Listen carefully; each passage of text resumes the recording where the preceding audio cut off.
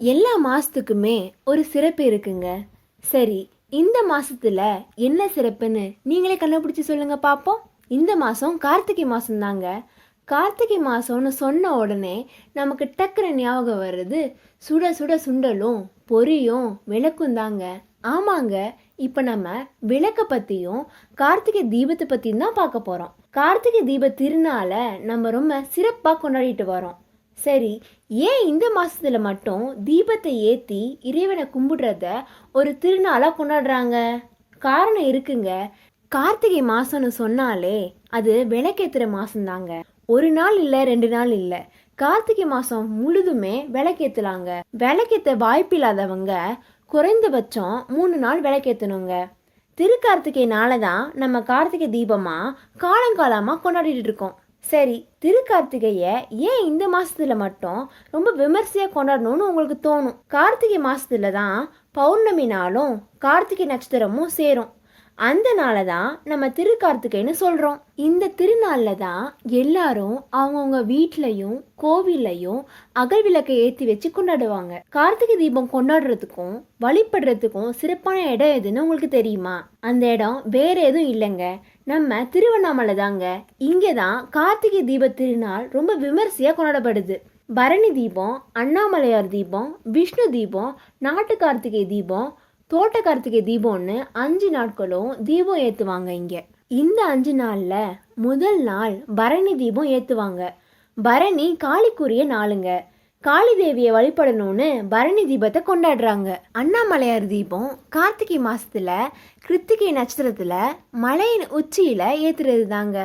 மலையின் உச்சியில விளக்கேற்றதுக்கு அப்புறம் தான் நம்ம வீட்டில் விளக்கேற்ற ஆரம்பிப்போம். இந்த விளக்கு சிவனுக்கு ஏற்றப்படுறதுங்க. இதனால தான் இதை நம்ம அண்ணாமலையார் தீபம்னு சொல்கிறோம். சரி, பரணி தீபம் காளிக்கு ஏற்றுறதுன்னு சொல்லியாச்சு. அதை நம்ம எப்போ ஏற்றணும், எந்த இடத்துல ஏற்றணும், எதனால் பரணி தீபம்னு பேர் வந்துச்சுன்னு பார்க்கலாமா? பரணி தீபத்தை அதிகாலையில் அண்ணாமலையோட கருவறையில் ஏற்றுவாங்க. அப்புறம் அர்த்த மண்டபத்தில் 5 தீபங்களாக இந்த தீபத்தை காட்டுவாங்க. படைத்தல், காத்தல், அழித்தல், மறைத்தல், அருள்னு சிவனோட அம்சங்களை எடுத்துக்காட்டுற விதமாக இருக்கிறதுனால இதை பரணி தீபம்னு சொல்கிறாங்க.